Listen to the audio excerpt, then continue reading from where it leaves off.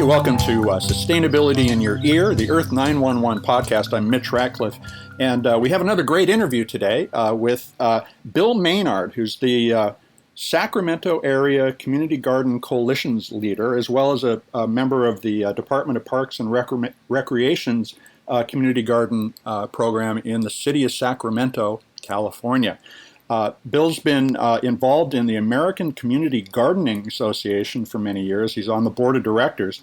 And their upcoming conference on September 13th to 16th in Atlanta sounds like a great event for people who are interested in this. So we wanted to get him on and talk about the show. And welcome, Bill, to the Sustainability in Your Ear. How are you today? Oh, doing great, Mitch. Thanks for having me on. I hope the smoke and fires in your area are not too bad. We've been recovering up here, but how is it down there? Yeah, well, you could finally see blue sky today. So, but yeah, it's been bad. It's amazing what we're going through. But we just cleared out our smoke storm starting last night, and it's still 150 parts per million up here. So it's still unpleasant. So, hey, you've been a community gardening advocate for many years. Tell us how you got involved.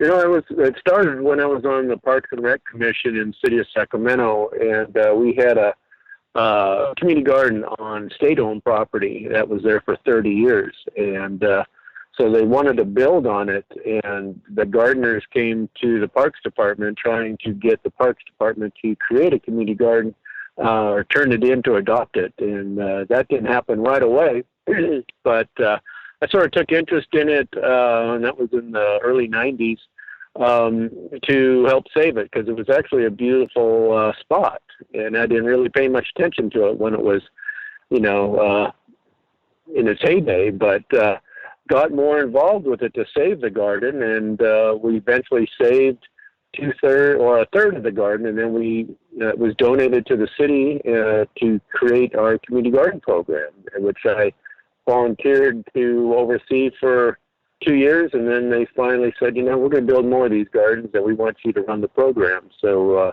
I did that part-time while I was doing my other full-time job of engineering and landscape design, and then finally did the jump and went with the city full-time. So been involved with it for many years, helping school gardens and church gardens get started as well all across the West. So that's really the key here, and you just hit on it. Different kinds of communities can use these gardens to bring themselves together for a lot of other purposes besides simply growing, for the sociability, for people who are under stress, for people who are in economically distressed neighborhoods to collaborate and create a more secure food supply. This is really quite a movement. And the American Community Garden Association has more than 1,000 individual members, and 252 organizations across the U.S. and Canada. Now, you guys are having your 39th annual conference in Atlanta on September 13th through 16th. Tell us what's going to happen there. Yeah, it's going to be a great event. We always love to go to our home office city of Atlanta. We have some great folks planning the conference there. We're going to have not only the workshops and classes that people can take on a variety of topics. There's different tracks they could tune in on.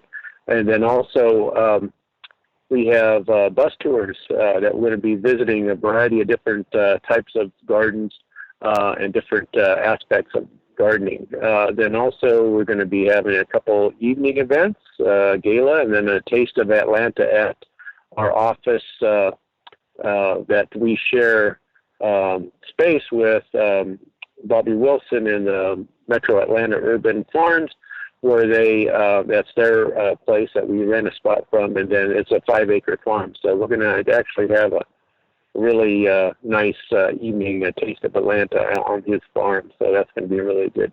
Sounds like great fun.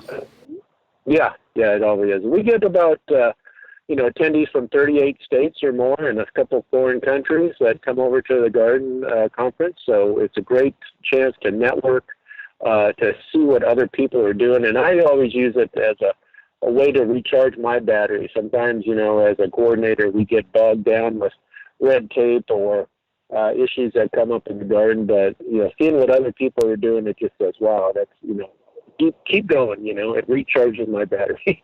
Well, that's great. One of the things I was struck by is that the conference is encouraging people who want to get involved around community gardens as well. People like marketers and entrepreneurs, but also educators and policymakers and the various kinds of social groups you're talking about.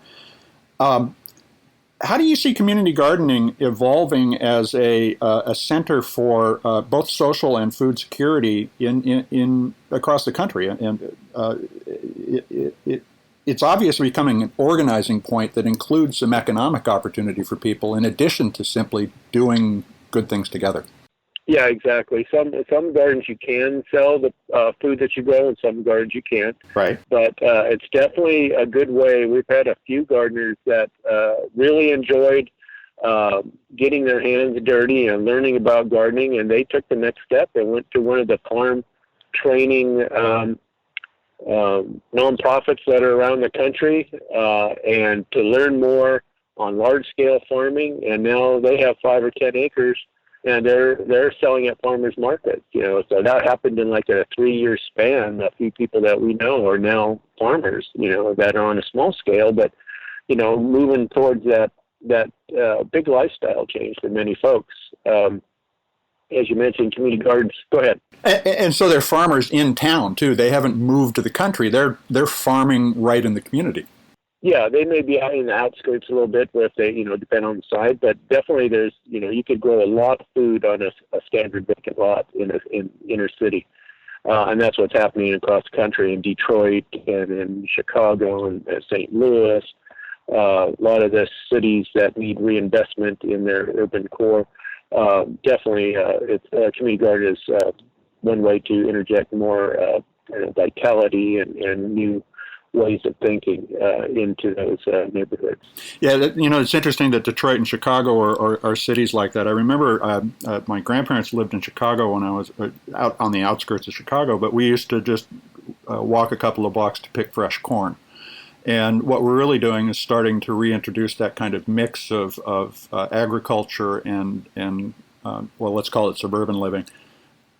In Detroit, particularly, we know there's wide swaths of abandoned land. Is that a big opportunity for people to create new community gardens? Oh yeah, definitely. Community gardens or small farms, either one.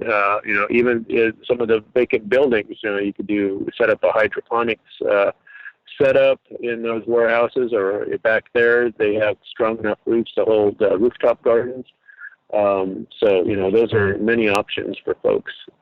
And not only to educate, the next generation of farmers and young folks that are coming up to learn about gardening, but growing the extra produce for food banks. And, we're finding out more that more college students are in need of food. So we're trying to work with some, colleges to start community gardens on campus because there's, high cost is tuition and going to school, the first thing that hits is your food supply. And you have to make some unhealthy choices sometimes. So trying to get food to them as well. We donate a lot. Yeah, go ahead. So necessity is driving younger people to a really a different lifestyle where they're more integrated with their food supply rather than kind of alienated from it the way that the industrial system is. Yeah, it's definitely an interest to more younger folks, because a lot of the school gardens were started maybe 10 years ago, and now those folks are now in high school or out of high school, and so they're interested because they were exposed to it. There was a couple of generations that almost were weren't growing any food at all. So now it's their interest and their knowledge is coming back, which is great. And Michelle Obama, with her Let's Grow movement or Let's Grow, and then the White House Garden, that helped spark and keep that rising interest rising on the other. Usually the interest in community gardens is cyclic. If it's a bad economy, there's more interest in gardens. If it's a good economy, not so much interest. But now it's more of a straight line. Huh. I think it was 2010 or 8, I forget which one. It was the first time that vegetable seeds outsold flower seeds. So really, so that's Yeah, so that's a good indicator that people are growing their own food in their backyard because of contamination issues and organic issues and things. So definitely it's on the rise, and we don't see any dip coming in that line. So the American Community Gardening Association site, which by the way is at communitygarden.org. For those of you listening, I know Bill knows that already, Yeah. You have a guide to starting a community garden, which is great because it has all the steps, but you're really emphasizing the planning and governance of the land too as part of this. You emphasize organizing people first, forming a planning committee, and identifying all your resources before you even start to plant. And then you talk about going to sponsors. How can a community member, whether it's a business or an individual, help sponsor and get one of these things going? Yeah, they can be a little bit more costly than the average person might think to create a community garden. So, the water infrastructure, the pipes and valves and things, and the fencing, if you need fencing, and any boxes or raised beds, shed and compost area, it could be $5,000 to $250,000, depending on who's landed it, who's putting it together, and if you use contract labor or not. But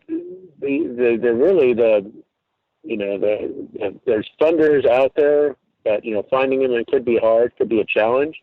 ACGA, we try to find those partners and we offer grants sometimes for folks to get started. We definitely have the technical expertise to answer their questions, and now is a good time to start thinking about the spring and doing those planning steps that you mentioned. Find your organizing committee, because I've seen gardens start in 6 months from the initial idea to first plants going in the ground, and I've also seen them take 4 years. So it just depends on, because if it's 4 years, you're going to get burned out. And so you have to have that, at least a good 5 to 7 people that are bought into the idea and are committed to it and, are in it for the long run. And so it sounds like one of the things that someone in that group should be good at is doing a little fundraising. Yeah, fundraising, it's no one likes to do it, but now you got crowdfunding, different things on the internet, and different ways of raising money. And sometimes, especially it seems like in smaller towns, it goes together faster because there's more buy-in from the whole city. They want to be part of it versus a larger city. So that's a good thing. And we just built one in the city of Woodland, California, where at the city hall. So the city hall was interested, and they want to. That's a little demonstration garden, and they want to right outside. Yeah, right outside City Hall, and so it's they want that to be the sort of example, and then also to promote more community gardens in their city, get more people going. So that was great to see. Has it catalyzed that kind of interest? Do people come? Are they seeing more gardens as a result? It just opened last month. Okay, so we're still hopeful. Yeah. Cool. And that was one of the faster ones. Like I said, like 4 months. It was from idea to in the ground. So it was really good. Well, Bill, this is great information, and I encourage everybody to go to communitygarden.org and check out the American Community Gardening Association. And remember that conference, if you're in the Southeast, is in Atlanta, Georgia, September 13th through 16th, coming up just next month. Bill, thanks very much for joining us on Sustainability in Your Ear. Yeah, glad to be here. Well, you have a great afternoon. Thank you. And everybody will be back with another interview soon. Take care. This is Earth 911's Sustainability in Your Ear.